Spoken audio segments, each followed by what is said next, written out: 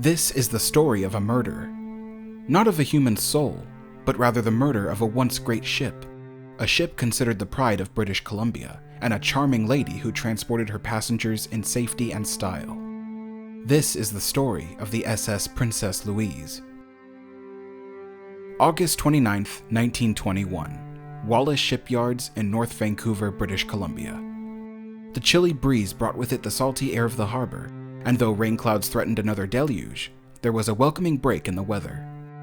The shipyard erupted in cheers as the men celebrated the launch of their latest ship, SS Princess Louise, named after the daughter of Britain's Queen Victoria.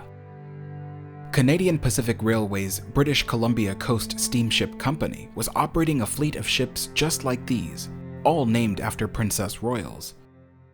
The ship that was launched on this day was to ferry passengers on the 1,700-mile, or 2,700-kilometer journey between Vancouver, British Columbia to Skagway, Alaska. The ship was built to ocean liner standards, meaning that it was strong enough to withstand terrible Pacific weather. Her delicate interior design was both charming and elegant, featuring iron railings in an almost Art Nouveau style. Her dark maple and oak paneling was contrasted by the white ceilings, illuminated with conservative bowl-shaped lamps.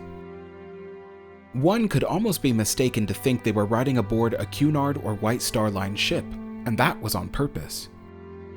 Many passenger ships were lost during the Great War since they were often pressed into military service. When the war had ended, shipyards across the UK were busy rebuilding the fleets. So when the British Columbia Coast Steamship Company was looking to build their Princess fleet, they hired local builders. The shipbuilders of British Columbia were eager to prove they could design and construct ships just as well as their larger competitors across the Atlantic. They certainly had succeeded in their goal. The Princess Louise had a capacity of 1,000 day-trip passengers, people who were traveling a short distance, but the ship also contained 133 staterooms to accommodate overnight guests. The rooms were modern, but had a familiar appearance to the second-class cabins aboard the larger British liners.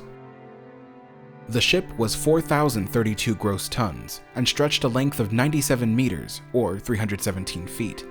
Her beam was 15 meters, or 48 feet across. Deep inside her hull pounded her engine, a quadruple-cylinder, triple-expansion steam engine. It drove the ship through the waters of the Northern Pacific at a top speed of 17 knots.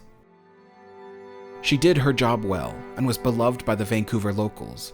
She was called the Queen of the Northern Sea, and she certainly was a regal little lady.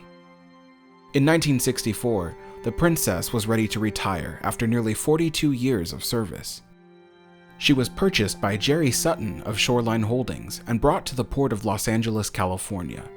She was moored on Terminal Island and reopened her doors in 1966 as the largest floating restaurant in the United States.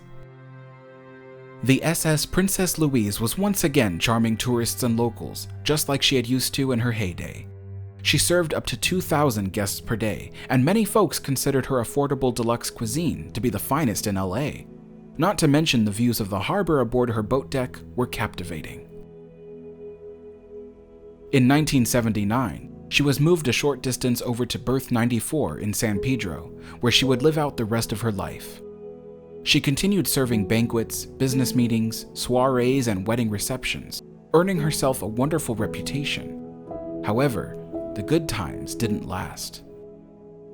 In 1984, she was sold to Marian Perkov, who thought the sale of the purchase also included the lease of the berth the ship was moored at. Unfortunately, this wasn't so. Just 4 years later, in 1988, Mr. Perkov couldn't afford the $10,000 per month lease and had to file for bankruptcy. The Bank of San Pedro repossessed the ship, ripping the Princess from the comfort of her pierside home and moving her to the desolate docks of a nearby shipyard. The bank said they were going to repair the vessel in order to sell it, but some would argue that this was never the intention. Oddly enough, on October 30th, 1989, the ship capsized in broad daylight at her berth in the shipyard.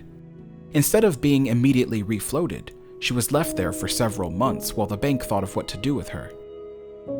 The insurance company suspected foul play and decided not to pay out money for the supposed accident.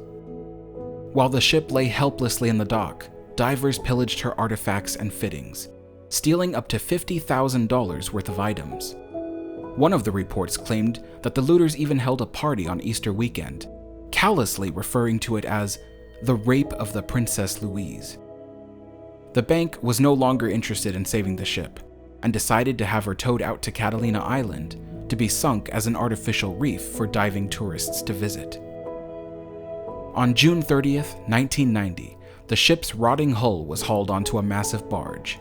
The idea was to sink her in 500 feet of water. Unfortunately, on the way to the site, the barge began to take on water, and to prevent the risk of further danger to the barge or the crew, it was decided to scuttle the ship prematurely. She sank to a depth of 900 feet and landed amid a toxic waste dumping area. There were plans drawn up for retrieving the ship, but ultimately it was deemed too expensive and too dangerous, considering the size of the sunken vessel. She was abandoned there, off the coast of Southern California, too deep to be visited by divers and surrounded by deadly toxic waste. The once grand ocean liner, the Queen of the Northern Sea, spent her final days battered and beaten, men rummaging through her interiors and stripping off her valuables. And after such a violent end, she was left dumped in an unmarked grave, in a lonely stretch of water where the rays of sunlight could never shine. A truly tragic ending to the story of a once charming little steamship, the lovely SS Princess Louise.